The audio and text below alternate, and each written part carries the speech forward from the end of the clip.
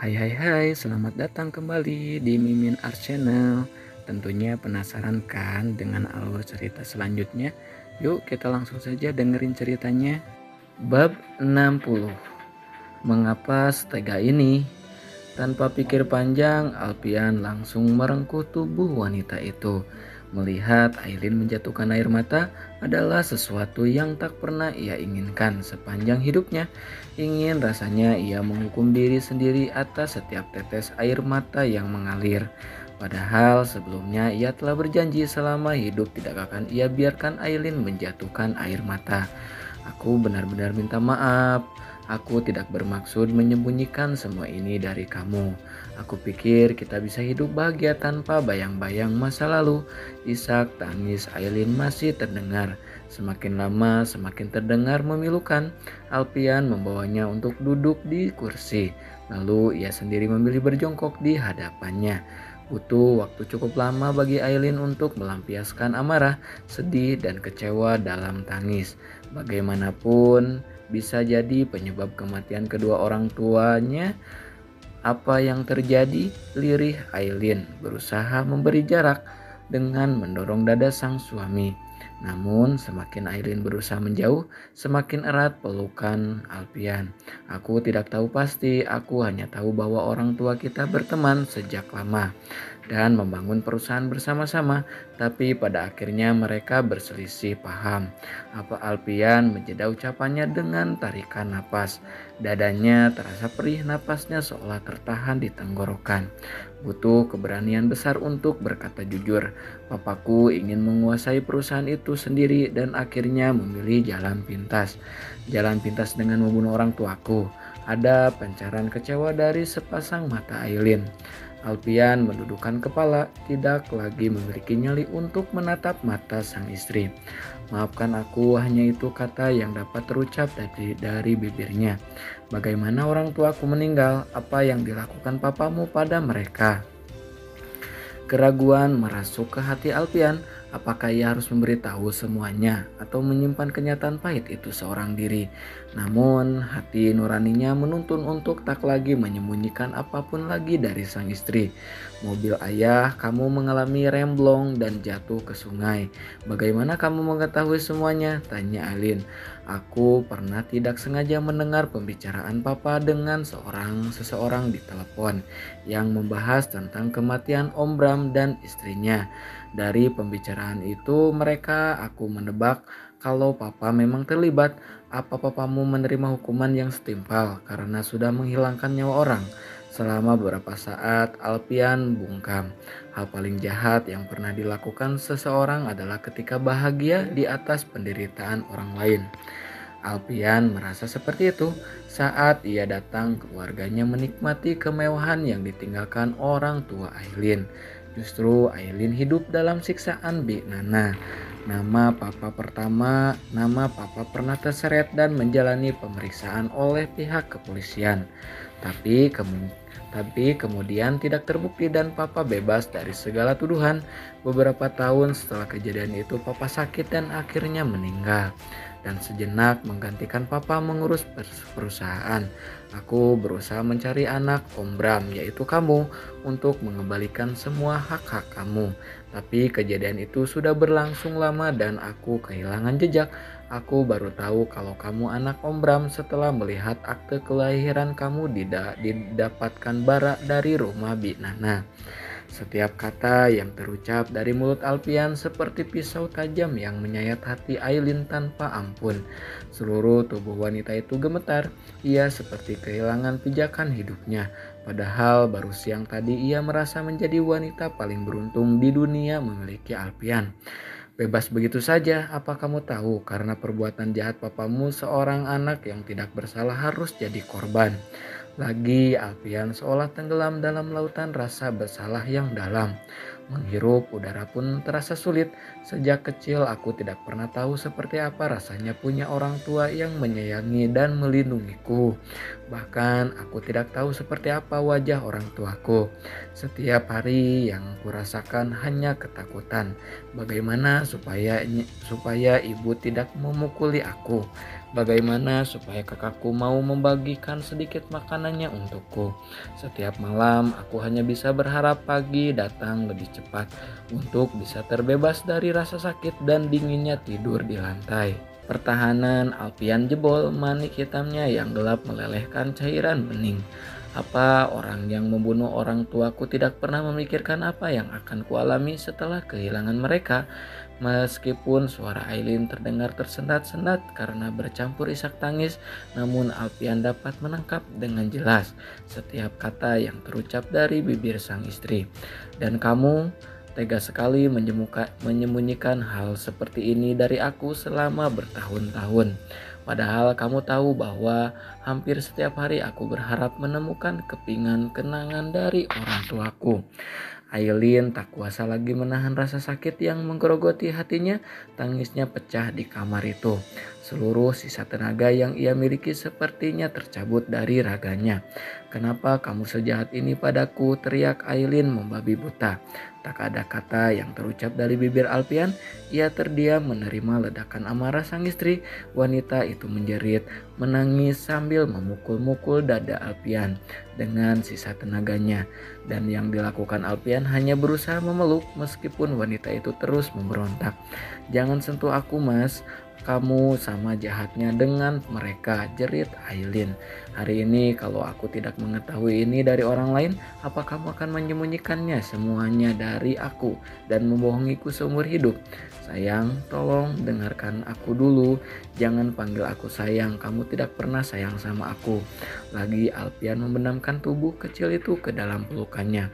Bila perlu ia akan memaksa tangannya yang kokoh menahan setiap penolakan.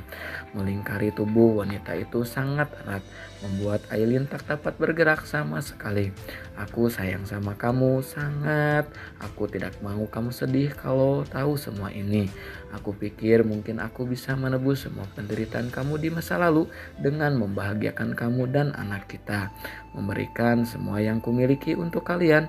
Kedua tangan Aileen mendorong dada lelaki itu, namun tenaganya yang tersisa seolah tak cukup lagi untuk memberontak. "Lepaskan aku, lepas. Kamu pembohong, kamu menikahi aku hanya karena rasa bersalah." Alpian melepas pelukan, tangannya yang lebar merangkum kedua sisi pipi wanita itu, menatap matanya penuh cinta. "Aku akui itu benar, tapi sekarang semuanya berbeda. Kamu segalanya untukku. Aku mencintai kamu lebih dari apapun." "Bohong." Tak tahan, Alpian menyatukan kedua bibir mereka.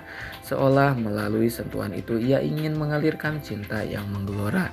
Aileen sempat menolak, namun lelaki itu menekan tulang leher bagian belakang. Aileen meresapi setiap sentuhan lembut dan hangatnya pelukan dan ciuman Alpian selalu mampu mendamaikan jiwanya. Namun kini semuanya terasa hampa, hanyut oleh derasnya rasa kecewa. Aileen mendorong sekuat tenaga. Alpian tidak ingin egois. Ia mengalah dan melepas wanita itu. Biasanya pertengkaran apapun di antara mereka akan berakhir di tempat tidur yang hangat. Setiap amarah akan menguap bersama desah napas dan keringat.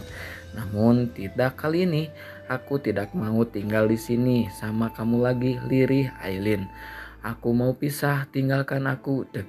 Kalimat yang baru saja terlontar dari mulut Aileen itu layaknya sebuah pukulan telak bagi Alpian. Hal yang paling ia takutkan baru saja terjadi. "Tidak, aku tidak akan pernah meninggalkan kamu." Baru saja mulut Aileen terbuka untuk mengucapkan sesuatu. Akan tetapi, tiba-tiba sekeliling terasa berputar dalam pandangannya. Semuanya gelap, bahkan ia tak lagi dapat menatap wajah sang suami. "Sayang, kamu kenapa?" tanya Alpian ketika melihat wajah istrinya memucat dengan keringat membasahi kening. Matanya yang tadi penuh amarah seketika berubah sayu, dan detik itu juga Aileen ambruk. Ia tak sadarkan diri lagi. Beruntung Alpian segera menangkap tubuhnya sehingga tak sampai membentur lantai. "Aileen, buka matamu," bisik Alpian sambil menepuk pipi sang wanita. Tak adanya respon dari Aileen membuatnya panik luar biasa. Secepat kilat, ia membopong tubuh sang istri menuju tempat tidur. Ia baringkan dan memakaikan selimut. Permukaan kulit Aileen terasa dingin kala ia menyentuhnya. "Sayang, bangun," bisiknya sekali lagi sambil menciumi kening, pipi, dan bibir, mengusap-usap lengan dan bagian tubuh lainnya. Dalam keadaan panik, separuh akal sehat Alfian masih bekerja. Ia menyambar ponsel dan segera menghubungi satu-satunya nama yang terlintas dalam pikirannya. "Pero, tolong ke rumahku sekarang, istriku pingsan." Setelah menyelesaikan kalimat bernada perintah itu, ia hempas benda pipi berwarna hitam tersebut ke seberang arah. Entah akan pecah atau rusak, ia tak peduli. Bahkan ia tak lagi sempat menanyakan keberadaan Dokter Pero, apakah ia sedang sibuk atau tidak. Minyak kayu putih menjadi alternatif pertama bagi Alfian untuk mencoba menyadarkan sang istri. Ia balurkan cairan bening nan hangat itu ke pangkal hidung, perut, leher, dan punggung. Memberinya pijatan lembut dari ujung kepala ke ujung kaki. 30 menit berselang, suasana di dalam kamar masih diselimuti kepanikan. Alfian membuat heboh seisi rumah dengan pingsannya Aileen. Segala upaya pun sudah ia lakukan untuk membangunkan sang istri. Namun Aileen tak kunjung sadar. Suara ketukan pintu membuyarkan konsentrasi Alfian. Ia segera bangkit dari tempat tidur dan membuka pintu.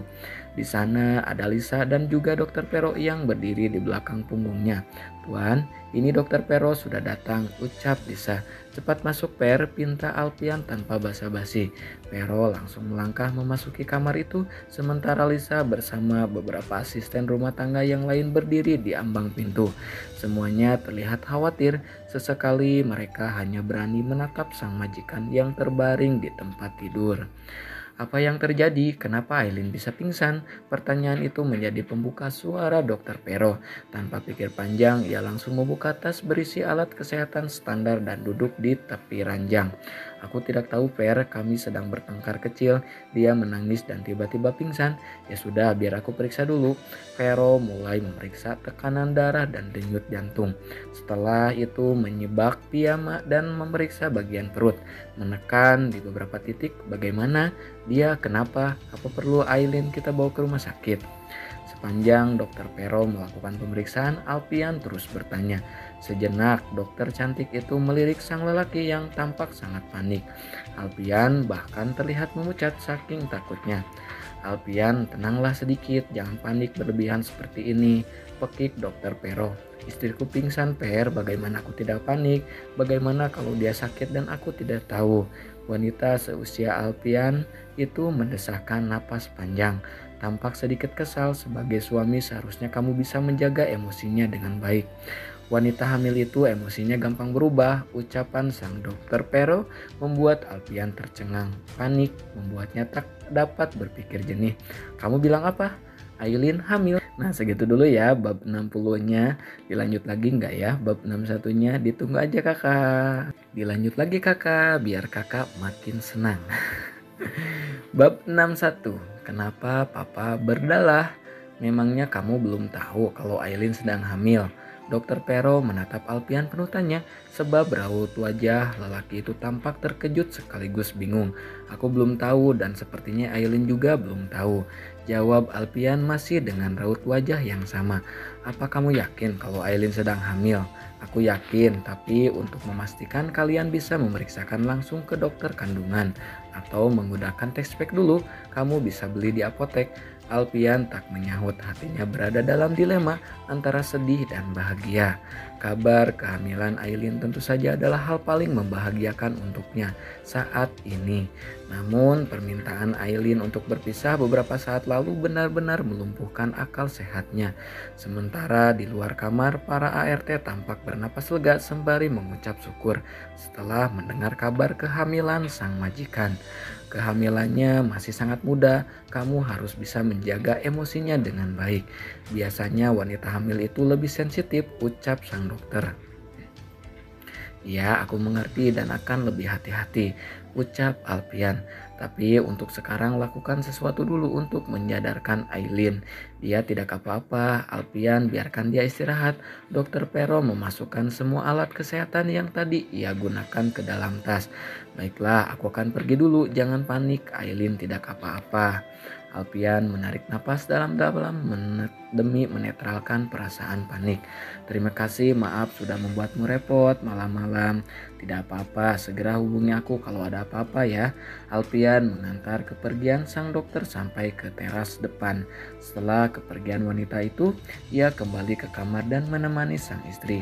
Duduk di tepi tempat tidur, Alpian memandangi wajah pucat yang sedang terlelap itu. Kemudian memendamkan ciuman di kening. Aku minta maaf sayang, aku tidak bermaksud melukai perasaanmu. Ia mendekap wanita itu. Hingga tak lama berselang, perlahan Aileen membuka mata. Tubuhnya masih terasa lemas setelah kejadian tadi. Dilihatnya wajah Alpian dari jarak yang sangat dekat. Suaminya itu sedang memeluknya dengan sangat erat. Aileen tidak tahu harus berbuat apa. Separuh hatinya membenci kebohongan Alpian selama bertahun-tahun. Tetapi sudut hatinya yang lain memiliki cinta yang begitu besar untuk lelaki itu. Rasa sakit kembali menggerogoti hati jika mengingat kehidupan pahit yang sempat ia jalani di masa lalu. Memikirkan dirinya yang seharusnya memiliki keberuntungan seperti anak lain, tumbuh dalam limpahan kasih sayang orang tuanya, namun justru sebaliknya. Isak tangis pun memenuhi seisi kamar, membuat Alpian yang sedang tertidur di sebelahnya ikut terbangun. "Kamu sudah bangun," bisik lelaki itu. Pelukan tak kunjung ia lepas, berharap sang kasih sayang yang ia berikan melalui sentuhan itu mampu meluluhkan hati sang istri. "Lepaskan aku mau sendiri sekarang," lirih Aileen. "Tolong jangan memintaku pergi, kamu boleh meminta apa saja dariku tapi jangan minta perpisahan. Mengertilah, aku ingin sendiri," sahut Aileen. Membuat Alpian melepas pelukan, teringat pesan Dokter Pero untuk menjaga emosi sang istri agar tetap stabil. Terlebih kehamilan pada trimester pertama sangat rawan dan harus dijaga dengan baik. "Baiklah, aku tidak akan memaksa, aku akan menunggu sampai kapanpun kamu bisa memberi maaf. Tapi aku tidak akan pernah meninggalkan kamu," hening tak ada sahutan dari Aileen. "Aku akan keluar dulu, kamu istirahat ya, jangan berpikir yang macam-macam. Vero bilang kamu tidak boleh stres karena itu akan mempengaruhi kehamilanmu." Seketika bola mata Aileen membulat sempurna mendengar ucapan sang suami. Selama beberapa saat ia terdiam mencoba mencerna ucapan lelaki itu. "Apa? Aku hamil?" "Ya, kamu sedang hamil." Untuk memastikan dia meminta kamu untuk periksa ke dokter kandungan. Tubuh Aileen gemetar, entah harus bahagia atau sedih mendengar kabar ini. Untuk kedua kali benih Alpian tumbuh di rahimnya. Alpian mendekat mencoba untuk memeluk, namun Aileen bereaksi cepat dengan mendorongnya. Melihat raut wajah Aileen yang datar, Alpian tak ingin memaksa. Ia beranjak menuju pintu, namun panggilan Aileen menghentikan langkahnya. "Apa kamu punya foto orang tuaku? Tolong berikan padaku, aku mau melihatnya." Aileen belum dapat meredam tangis setelah melihat beberapa foto yang tadi diberikan Alpian. Rasa sakit, kecewa, dan marah menyatu di dalam hati. "Ayah, ibu, kenapa mereka tega melakukan semua ini?" lirih wanita itu sambil mendekap foto kedua orang tuanya. Kenangan buruk yang terjadi di masa lalu kembali membayangi pikiran Aileen. Di kamar itu ia menangis sejadi-jadinya, berharap rasa sakit yang menggerogoti hatinya akan sirna bersama air mata yang terus mengalir. Berjam-jam dihabiskan Aileen seorang diri di kamar itu. Mentari telah meninggi, namun suasana kamar masih gelap. Lampu ia padamkan, sementara semua tirai jendela ditutup. Setelah puas melampiaskan kesedihan dalam tangis, sebuah alat tes kehamilan yang tadi dibawakan Lisa mengalihkan perhatian Aileen.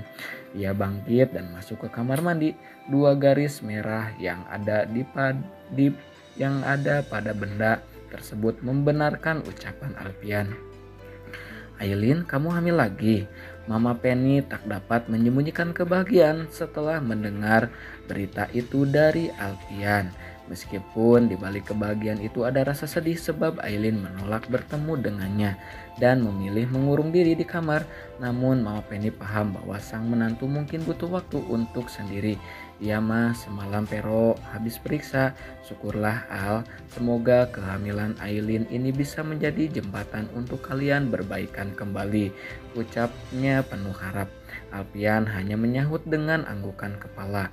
Untuk saat ini ia tak berani berharap banyak. Aileen sehat dan menjaga kehamilannya saja sudah cukup baginya. Untuk sekarang jangan memaksa dulu, beri waktu untuk Aileen memikirkan semuanya. Dia pasti hanya kecewa terhadap kamu karena menyembunyikan hal sepenting ini. Kamu sudah jelaskan semuanya kan? Sudah mah, Mama Penny kembali mengusap lelehan air mata yang membanjiri kedua sisi pipinya. Kalau begitu Mama pulang dulu, bicarakan semuanya dengan kepala dingin. Ingat kalian punya anak yang masih kecil, perpisahan tidak selamanya menjadi jalan keluar untuk permasalahan. Ya mah, aku yakin Aileen hanya kecewa. Aku akan bujuk lagi nanti. Mama mengusap bahu putranya. Kamu sendiri harus jaga kesehatan dan jangan sampai stres, ingat pesan Pero. Ya mah, semuanya baik-baik saja. Setelah kepergian sang mama, Alpian memilih duduk di sofa dan menyandarkan kepala menatap Boy yang sedang asik dengan beberapa mainan barunya. Baru 5 menit mengistirahatkan tubuh, tiba-tiba ia merasakan sesuatu yang basah mengalir dari lubang hidungnya. "Papa, kenapa hidungnya berdarah?" Tanya Boy. Alpian panik seketika, ia segera masuk ke kamar mandi dan membasuh wajahnya dengan air. Berselang beberapa menit ia sudah keluar. Boy masih berada di ruangan itu dan menatapnya penuh selidik. "Hidung papa sakit ya? Kenapa tadi ada dalahnya?" Alpian memilih duduk di samping putranya. "Shh, ini rahasia kita, jangan bilang siapa-siapa kalau hidung papa berdarah ya." "Iya pak, janji," ucapnya sambil menaikkan jari kelingking. Boy menyambut sang papa sambil menautkan jari mungilnya dengan jari sang papa. "Janji," ucapnya penuh semangat. Hingga menjelang sore, Aileen masih betah mengurung diri di kamar, menikmati rasa sakit bersama kenangan dari orang tuanya. Namun di balik rasa sakit itu ada perasaan lega. Setidaknya sekarang Aileen tahu bahwa ia bukanlah anak terbuang seperti yang dipikirnya selama ini. Kedua orang tuanya pasti sangat menyayangi dirinya. Wanita itu masih larut dalam lamunan saat pintu kamar terbuka dan memunculkan sosok Boy. Anak lelaki itu datang dan membawa robot-robotan Squidward kesukaannya. "Mama," panggilan ceria itu membuat Aileen tersenyum. Ia mengulurkan tangan meminta Boy mendekat. "Wah, robot-robotannya bagus sekali. Siapa yang kasih sayang? Ini kado dari Oma Uyut. Ma, bagus kan?" "Iya sayang, bagus sekali." Boy menatap wajah sang mama selama beberapa saat. Tatapannya tampak penuh selidik. "Mama sakit ya?" "Tidak sayang, mama baik-baik saja," ucapnya sambil menciumi puncak kepala putranya. "Kata papa, Boy gak boleh gangguin mama karena mamanya lagi sakit." Aileen hanya menyahut dengan senyuman. "Tidak apa-apa sayang, mama, Boy punya rahasia kalian sama papa." "Rahasia apa memangnya?" Boy menggeleng pelan. Ia sudah janji kepada sang papa tidak akan membocorkan rahasia penting ini kepada siapapun. "Mama gak boleh tahu." Kalau begitu mama juga punya rahasia sendiri, gak mau ngasih tahu Boy." "Rahasia apa ma?" tanyanya menggebu. Aileen tersenyum. "Kasih tahu dulu rahasia Boy, baru mama kasih tahu rahasia mama." Boy terdiam beberapa saat, lalu meletakkan ujung jari telunjuk di depan hidung. "Tapi jangan bilang sama siapa-siapa ya." Aileen mengangguk pelan, menunggu hal lucu apa yang akan diucapkan putranya. Ucapan menggemaskan Boy selalu mampu menghibur hatinya. "Tadi Boy lihat hidung papa berdarah. Kata papa ini rahasia," ucap Boy, menciptakan kerutan di kening Aileen. Nah segitu dulu ya bab 61-nya. Buat yang penasaran ditunggu lagi ya bab 62-nya. Makasih yang selalu stay tune ya. Jangan lupa di like, di subscribe juga yang baru nonton ya. Makasih, bye bye.